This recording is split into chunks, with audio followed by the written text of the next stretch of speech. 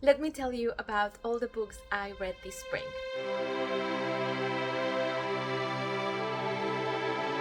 I'm counting every book that I read between the months of March and May. I usually organize them from the one I like the least, from the one I like the most, but I want to try something new, so I'm going to do it based on the cover. First, the covers that I didn't like, and then the covers I did like.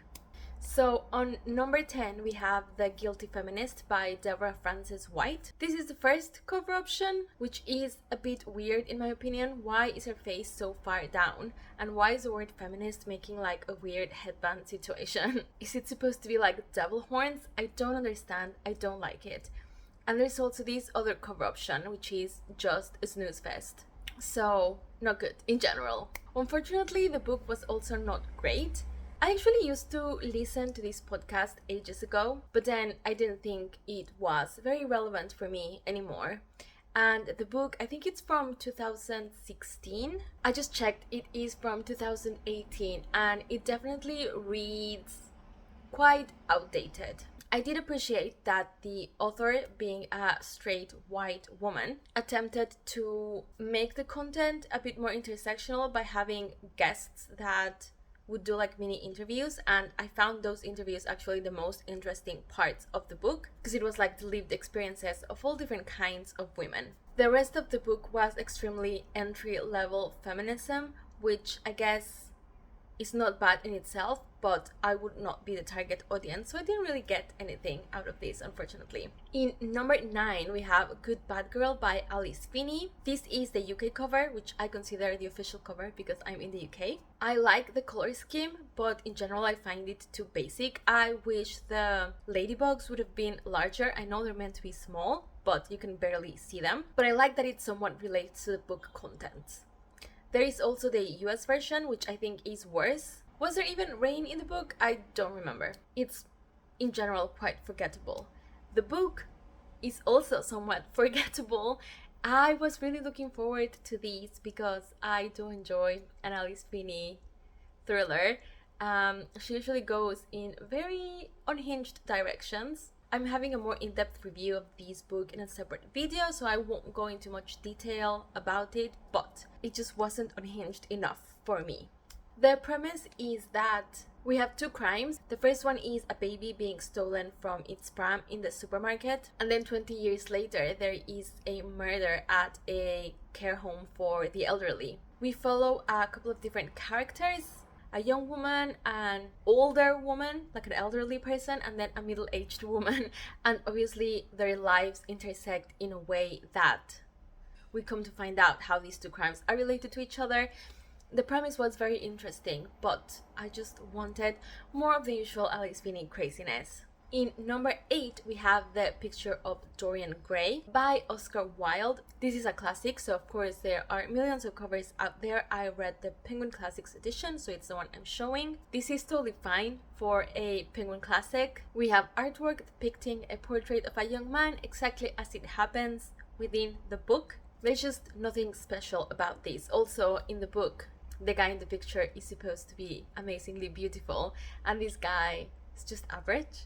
I'm a bit cautious to put this out there, but I guess I was also a little bit disappointed by this one. It's a classic that, of course, I knew what the story is, but I don't think I'd ever read it cover to cover. We all know this is about a beautiful man that gets a portrait done, and the portrait's very beautiful, but this man behaves terribly. And instead of him getting any of the consequences, the picture just becomes uglier and uglier. And I was kind of surprised to see that this only happens about halfway through the book. So it was just a bit slow, and I found myself getting impatient. I think what I liked most about this book, and the reason I'm very happy I read it, is because I love how these Penguin Classics are really well commentated. Like, the commentary is very interesting, especially in everything regarding Oscar Wilde's life as a gay man or bisexual, I'm not sure. Anyways, he was involved with men, and a lot of that comes through his writing. I was more interested in reading about how society at that time received this novel and the specific passages in the book that people disliked and were eventually held against Oscar Wilde.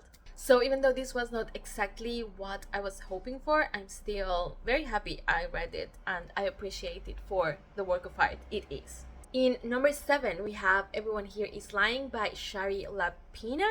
This is the UK cover. I like it because the colors are nice, and it's very obvious that it's going to be kind of like a suburban thriller, but it's also not great. It's pretty standard. This is, I think, the US version, which is also cute color-wise, and it also relates to the story, so I think I like both equally. This is another thriller I will be speaking more about in a different video, but this was actually kind of fun. We are following the lives of 2 families that live in a neighborhood, and the story opens up with us finding out that the husband of one and the wife of the other are like cheating on their partners with each other, and then the daughter from one of those families goes missing, and obviously this investigation threatens the cheating partners in that all their secrets will be revealed. I'm not usually into cheating scandals in books. I find them like boring and uninspired, but then about the halfway mark I did start to like the secrets that were being revealed, and there were lots of like suspects, but it was not amazing, and I actually had some trouble understanding the logic some of the characters were following, so it was an okay thriller, but nothing remarkable. In number 6, we have Witchcraft for Wayward Girls by Grady Hendrix. Also, if I keep looking down, it's because I have the covers here and I really want to analyze them, so I'm sorry if I'm not making eye contact with you.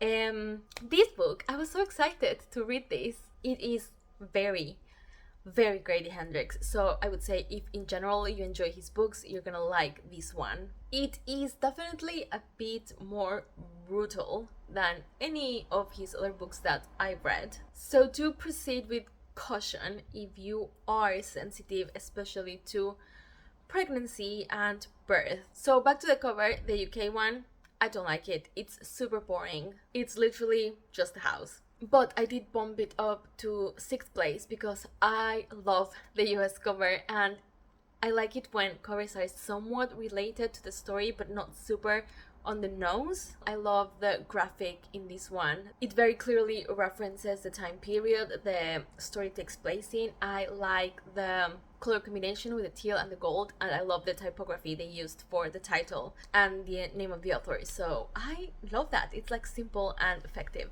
So as I said, this takes place in the 70s, and it is about a teenage girl who gets pregnant. So back in the day, there were these homes where parents just put their pregnant child there, and then when she gave birth, the baby would be put up for adoption and the girl could return home, and everyone would act like nothing happened. And all of these poor girls would just have to carry around their trauma on their own for the rest of their lives. So we find our main character, Fern, is in this home, and she and some of the other girls just feel hopeless and like they have no control over their lives, until one day the bookmobile rolls into the grounds, and the librarian there gives her this book, and it's a witchcraft book with which she is able to start reclaiming some of that power. In general, I really like the story. I like the main thread from beginning to end. I was worried I was not really going to enjoy the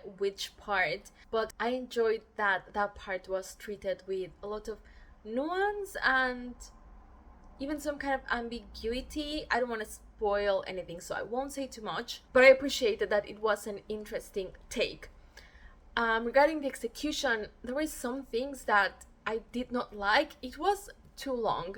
I think some of the interactions between the characters, the same kind of interaction would keep happening over and over and over again, the exact same scenario. So I got a bit tired of reading the same thing happening over and over, and I was like, okay, let's just get the story moving. But as is usual with Grady Hendrix's books, I loved the characters. I found them very endearing, especially the main group of girls, and I loved following their friendship. I did like that it seemed a bit more horror-y. The stakes were, or felt to me at least, very, very high, and the pain and suffering of the situation was very real, and that in contrast with the sweet friendship and love between the girls, it was a very nice reading experience in terms of As I said, the execution and the writing and the way the story developed, it was a bit clunky, but a very enjoyable experience nonetheless. In number 5, we have Beloved Poison by E.S. Thompson. I know this cover is not the most original thing you've ever seen. It's quite basic, to be honest, but it just has everything I love. Old books, scrolls, medical items, and a skull, so what's not to love? It's just pretty. This book was a huge surprise for me. It is a Victorian Gothic murder mystery that takes place in a crumbling hospital, or I guess infirmary is what it would have been back then. The vibes are incredible because this hospital is definitely not at its peak. Quite the opposite. It's like kind of like forgotten. It doesn't have a lot of money to run its operations. It's in disrepair, I guess that's how you could say it. And there are a lot of sick people there that are, of course, suffering. And a lot of it is described with quite a lot of detail, so it's quite like a disturbing, unsettling atmosphere. The story follows Jem Flockhart, who is the apothecary in this hospital. And Jem's father, well, Jem is the assistant, and their father is the main apothecary. The point is that the business of the apothecary can only be passed from father to son. But Jem is a woman. However, all of her life she's been passing off as a man so that she can inherit her father's work. And then this guy, Will, moves into the hospital because he's the architect that has been tasked with redesigning the hospital to not be a hospital anymore. I think it's just gonna be torn down eventually. And they forge this really cute friendship, and one day while they're roaming the grounds they come across these mysterious objects hidden in a chapel, and once they decide to investigate this, clearly someone in the hospital doesn't like them poking around and people start dying. So they need to find out what are these objects, who do they belong to, and why are they so intent on keeping this a secret. There is so many elements about this book that I loved. As I already said, the Victorian medical setting, you know I love that. A woman trying to make it in a man's world, I also love that. And then of course, murder mystery, just in general, medical gruesomeness. There are little romantic moments here and there that are actually so cute.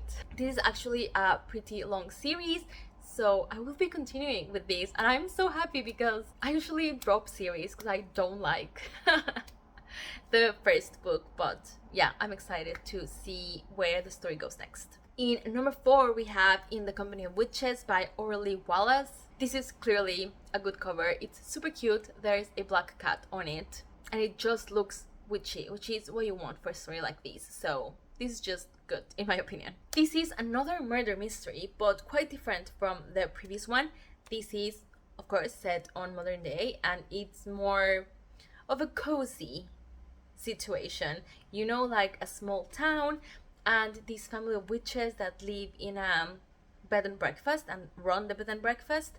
So our main character is a witch called Bryn. Bryn's in her mid-30s or early 30s, and the reason she lives with her aunts and uncle in this bed and breakfast is because she is recently widowed. So she's grappling with that, and then a guest of the bed and breakfast dies. But it just so happens that this guest had just been fighting with one of the aunts. So the aunt is the main suspect of the murder. Obviously, Bryn knows that her aunt did do it, but she has to figure out who did and why, and all of those murder mystery things.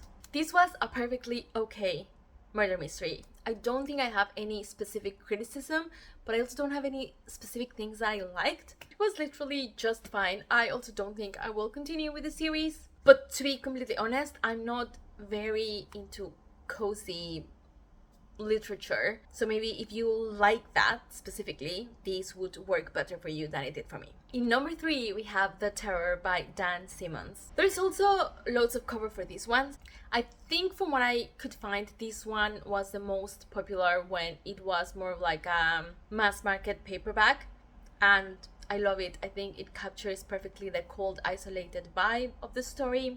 And to be completely honest, even the 2 TV tie-in covers, I think they're beautiful. I love just seeing the ship stranded in the ice, but also this one with a face and the title being The Terror, and this person clearly just looking at something in terror, I think just captures the atmosphere of the story so perfectly. So I loved all of these covers. And I also love this book. If you watched my vlogs, you watched me struggle through these, but in the end, I am just so fascinated by everything that happened, except what I mentioned before, the unnecessary sexism the author decided to put in there. But I was gripped by the story. It was a slow start, not gonna lie. I thought I was gonna quit, but then at about 40%, I think, is when things started to get really interesting. And then I would say the last quarter, I could not stop reading. I guess I forgot to say, if you don't know, this is a fictionalized account of the people who got lost at sea during the Franklin expedition. And this is not only fictionalized, but also there is a supernatural component added to it, which I actually really enjoyed, even though I would say half of the horror comes from the supernatural thing and half of the horror comes from just like normal things that happen when people get stranded in the ice for years. But in general, I really liked it. I also concurrently watched the TV show, which is also amazing and I highly recommend. And I think the edits they did, or the changes they did for the TV show, were good decisions. There is some things that I preferred how the book did, but in general, if you just can't be bothered to read about almost 1,000 pages, I think that just watch the TV show and you'll get the gist of it. And it's very well acted. I love the costumes, the scenography. In general, the terror was an amazing experience. In number 2, we have So Thirsty by Rachel Harrison. I love this cover. I love this cover on its own. The little cocktail, super cute. I don't like it for the book. And maybe this is just me. I am convinced that this cocktail, completely fictional cocktail that the cover designer has put in here, is a summer cocktail. Like, this is something that you would be sipping at the beach, but the story takes place in a cabin in the woods in the snow. To me, it makes no sense. The story, I don't think I liked it. The main character, I like an unlikable character. I like an unsympathetic character. But this one, I struggled to relate. Mind you, it's about like women going through their mid-30s and aging and finding out if the life they currently have is the life they want. So I should have related, but this fictional woman's experience was like very different from mine, very far removed from what I've experienced. Obviously, this is not a universal experience. Women go through this period in lots of different ways, so I'm not saying that that's wrong. I'm just saying I personally could not really relate. I thought a lot of her actions just didn't make sense. I was constantly annoyed. There was some romance that was supposed to be, I don't know if it was supposed to be cute or hot. I just did not find the chemistry. I just don't know. I didn't get it. If you don't know what this is about, is about two friends that go on like a weekend trip, and one of them lives like a very normal, basic suburban life, and the other one is like the wild one and just travels through Europe, and she seems very glamorous. They also have kind of like a strained relationship in that obviously they love each other very much, they've been best friends forever, but also they're so different that sometimes they clash, and the wild one convinces the normie one to go to this party with people they don't know, and when they go there something bad happens. I don't even want to say what happens because I don't want to spoil anything, but from the title and the cover it's just so obvious what happens. But yeah, I really liked Rachel Harrison's writing style. I just did not enjoy the plot of this book or the characters, but I am definitely willing to try some of her other books. And finally, in number 1, we have Come Tumbling Down by Shannon McGuire. I think this is the 4th in the Wayward Children series, and this cover is absolutely gorgeous. If you know the series, the concept is that there are children in the world who kind of like feel they don't belong in this world, so they find a door where there should be no door, but they find a door there, and when they go through, they go into a magical world where they can essentially live as the real self. But some of these kids, for some reason, have to leave that world, come back to the real world. They have trouble adjusting to normality. So they go into this school where they kind of like get taught how to readapt. I guess I can't say much about this specific one without like spoiling previous things that have happened, but this revisits the story of two characters, Jack and Jill, who we've met before. And in this book, they are coming back to the magical world and also bringing some friends with them because one of them needs help with something. I've loved every book in this series. This one was not my favorite, but it was not bad at all. I found maybe it was a bit too actiony. I like the ones that seem a bit more reflective and are more character driven than plot driven. Also, the dialogue in this one was a bit strange to me. Some bits came across a bit unnatural, but in general, I really enjoyed it. I just love this series so much. It's so quirky and whimsical and heartwarming and also sometimes sad, and you just go through a whole roller coaster of emotions, and it's always a very nice ride. If you know the story, if you know these characters, you will understand why Discovery is so perfect. The door in the middle of the moors with the lightning striking all around it. It's magical, it's mystical, it's beautiful, and I love it. So those are all the books I read this spring. As usual, let me know if you've read any of these, what did you think about them, or if you have any recommendations based on what I liked or didn't like about all of these books. Please also drop those down below, and I will see you in my next video. Bye!